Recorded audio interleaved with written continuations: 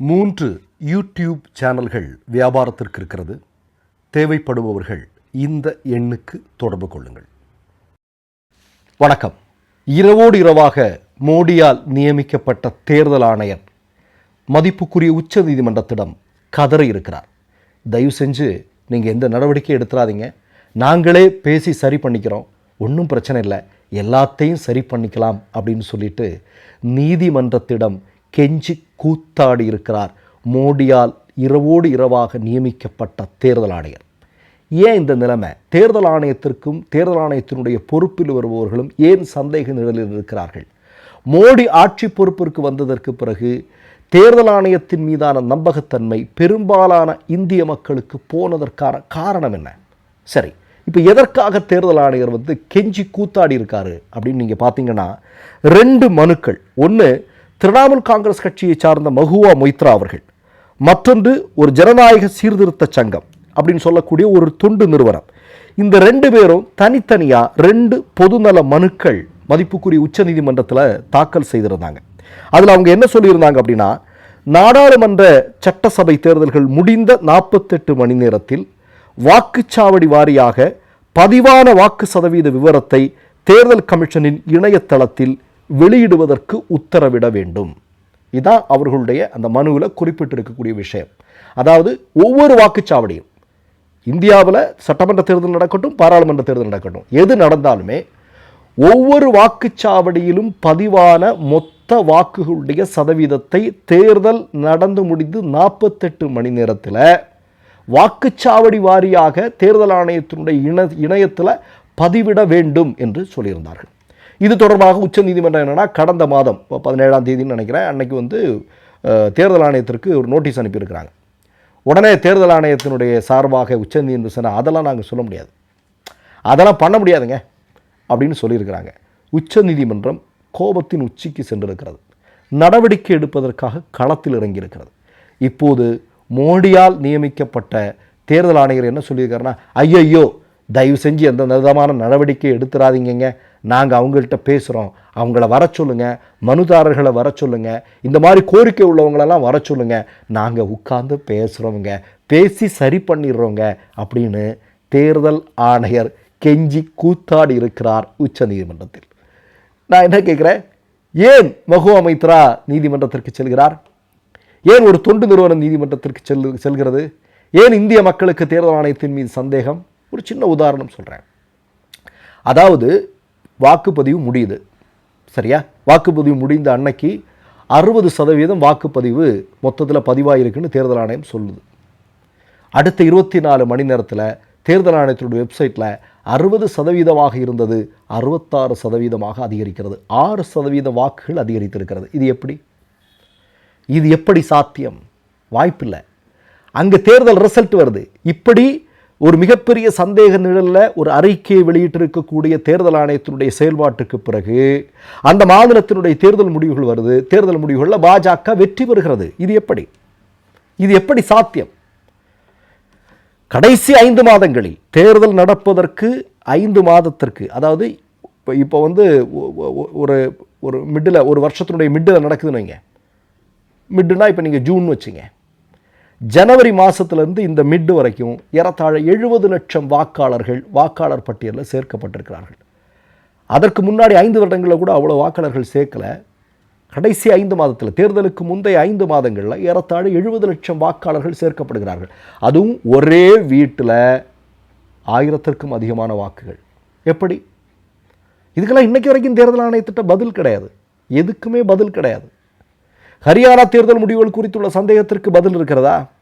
இன்னைக்கு ஒடிசாவை சார்ந்த உறுப்பினர்கள் எல்லாம் இல்லையா, பிஜு ஜனதாதள் கட்சியை சார்ந்த நபர்கள் எல்லாம் தேர்தல் ஆணையத்தை பார்த்து மனு கொடுத்துருக்காங்க. எங்களுக்கு சந்தேகம் இருக்குங்க, ஒடிசா தேர்தலில் நாங்கள் 25 வருஷமாக ஆட்சியில் இருக்கிறோம், இங்கே பிஜேபி வெற்றி பெறுவதற்கு வாய்ப்பே இல்லை, ஆனால் பிஜேபி வின் பண்ணியிருக்கிறோம், எங்களுக்கு இந்த இதில் சந்தேகம் இருக்குது, நீங்கள் அதை போக்க வேண்டிய பொறுப்பு இருக்குன்னு தேர்தல் ஆணையத்தை பார்த்து மனு கொடுத்துருக்கிறார்களா இல்லையா? பூரா எங்கெல்லாம் தேர்தல் நடக்குதோ அங்கெல்லாம் பிஜேபி மேலே, தேர்தல் ஆணையத்தின் மேலே சந்தேகத்தை எழுப்பிட்டு இருக்கிறாங்க எல்லாருமே. அப்போது ராகுல் காந்தி சொல்கிறாரு, இதெல்லாம் நடந்திருப்பதற்கான வாய்ப்புண்டு, நடந்திருக்கக்கூடும், அப்படி தான் பாஜக வின் பண்ணியிருக்கு அப்படின்னு அவர் ஏற்கனவே சொல்லிக்கொண்டே இருக்கிறார் இல்லையா? இப்போ அது ஏறத்தாழ் உண்மையாக இருக்கிறது. இப்போ பாருங்களேன், எதற்காக மகுவா மைத்ரா சொல்கிறாங்க? நீ எங்களுக்கு சந்தேகம் இருக்குது, நீ அறிவிக்கக்கூடிய முடிவுகளில் எங்களுக்கு மிகப்பெரிய சந்தேகம் இருக்குது, அதனால் நீ என்ன பண்ணணும் அப்படின்னா ஒவ்வொரு வாக்குச்சாவடியாக எவ்வளோ சதவீதம் வாக்குகள் பதிவாகிருக்கு அதை துல்லியமாக 48 மணி நேரத்தில் உன்னுடைய வெப்சைட்டில் நீ போட்டு தான் ஆகணும். முதல்ல மறுத்தியே, பண்ண மாட்டேன்னு மறுத்தியே, ஆனால் உச்சநீதிமன்றம் களத்தில் வந்ததும் இல்லை நாங்கள் பேசிக்கிறோம், நாங்கள் இது பண்ணிக்கிறோம்னு சொல்லி சரண்டர் ஆகிறியே. அப்போ உனக்கு பயம் இருக்குது. குற்றம் செய்தவனுக்கு நெஞ்சு குறுகுறுக்கும் இல்லையா? அதான் நடக்குது. ஏற்கனவே ஒரு தேர்தல் ஆணையர் இருந்தார்.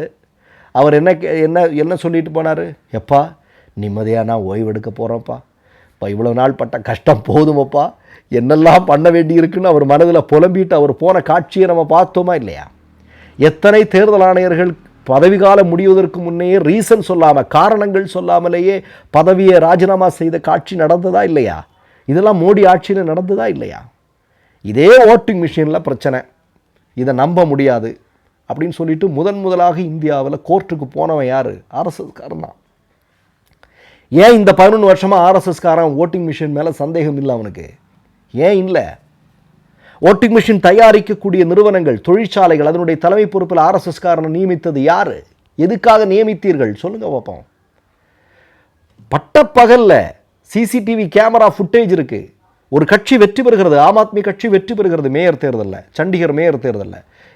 இல்லை அப்படின்னு சிசிடிவி கேமரா இருப்பதை பார்த்தும் கூட பயப்படாமல் பிஜேபி வெற்றி பெற்றதுன்னு, ஆம் ஆத்மியினுடைய வாக்குகள் செல்லாதுன்னு சர்வசாதாரணமாக மிகப்பெரிய மோசடியில் ஈடுபட்ட தேர்தல் ஆணையனுடைய செயல்பாடை பார்த்த நாடு இது. இது மோடியினுடைய ஆட்சியில் நடந்தது. ஏன் இன்னைக்கு வரைக்கும் மோடி அதெல்லாம் பற்றி ஒரு வார்த்தை பேச மாட்டேங்கிறாரு? 2019 தேர்தலில் 300க்கும் அதிகமான இடங்களில் வாக்கு எந்திரங்களில் பதிவான வாக்குகளும் விவிபேட்டில் பதிவான வாக்குகளும் இடையில் மிகப்பெரிய வித்தியாசம் இருந்ததுன்னு சொல்லப்பட்டது. இன்று வரையிலும் அது குறித்து யாரும் இது பேச மாட்டேங்கிறாங்களே. ஏன்? இதெல்லாம் இருக்குது. இதோ நம்ம தமிழ்நாட்டில் கூட நந்தினி, அவங்க அப்பா எல்லாரும் சேர்ந்து தொடர்ந்து வாக்கு எந்திரத்துக்கு எதிராக தொடர்ந்து போராடிட்டு இருக்காங்க. வாக்கு எந்திரங்களின் மூலமாக, தேர்தல் ஆணையத்தினுடைய ஒருதலை பட்சமான சார்பு முடிவுகளின் மூலமாகத்தான் பாஜக இந்தியாவில் வெற்றி பெறுகிறது என்பதை பெரிய அளவில் முன்னெடுத்துட்டு இருக்கிறாங்களே, போராட்டங்களாக முன்னெடுத்துட்டு இருக்கிறாங்களே. எத்தனை மீடியாக்கள் போய் மக்கள்கிட்ட தேர்தல் ஆணையத்தினுடைய செயல்பாடு பற்றி எங்களுக்கு நம்பிக்கை இல்லைங்க அவங்க மேலே. எங்களுக்கு இவிஎம் மீது நம்பிக்கை இல்லை, தேர்தல் ஆணையத்தின் மீது நம்பிக்கை இல்லை. ஒரு கிராமத்தில் இருக்கக்கூடிய மக்கள் அனைவரும் சொல்லுறாங்க, நாங்கள் பிஜேபிக்கு ஓட்டு போடலை, ஒரு பயம் நாங்கள் போடலை, ஆனால் எல்லா ஓட்டும் பிஜேபிக்கு விழுந்திருக்கு.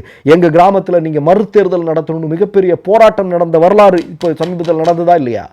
இதெல்லாம் நடந்தது தானே. இவ்வளோ பெருசாக நடந்த பிறகும் இன்னும் நீங்கள் உங்களெல்லாம் நாங்கள் நம்பணும்னு சொன்னால் நாங்கள் எப்படி சார் நம்புறது? எங்கள் சந்தேகங்களை போக்க வேண்டியது உங்கள் கடமை சார். உலகின் மிகப்பெரிய ஜனநாயக நாடு சார். இந்த ஜனநாயகத்தை தீர்மானிக்கக்கூடிய திருவிழா சார் தேர்தல். அந்த தேர்தல் நடுநிலைமையாக நடக்கணும் சார். அதை நடத்த முடியலைன்னா வீட்டுக்கு போங்க சார். மோடி ஏன் பதட்டப்படுறாரு? ஏன் இரவோடு இரவாக தேர்தல் ஆணையரை நியமிக்கிறார்? நமக்கு தெரியாதா சார்? இதெல்லாம் புதுசாக என்ன?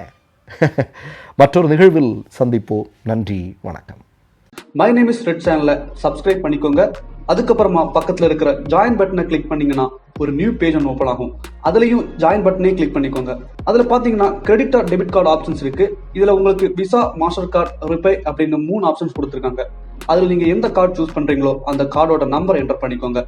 அப்புறமா கார்டோட வேலிடிட்டி மந்த் அண்ட் இயரை டைப் பண்ணிக்கோங்க. அடுத்தபடியாக உங்கள் கார்டோட பின்னால் சிவிசி கோடுன்னு சொல்லிட்டு 3 நம்பர்ஸ் கொடுத்துருப்பாங்க. அந்த நம்பரை இதில் என்டர் பண்ணிக்கோங்க. அப்புறமா அட்ரஸ் அண்ட் இன்ஃபர்மேஷன் என்டர் பண்ணிட்டு பைங்கிற பட்டனை கிளிக் பண்ணிக்கோங்க. ஒருவேளை உங்க கார்டு நம்பர் இன்வாலிட்னு காமிச்சிச்சுன்னா உங்க கார்டுல இன்டர்நேஷனல் யூசேஜை எனேபிள் பண்ணுங்க.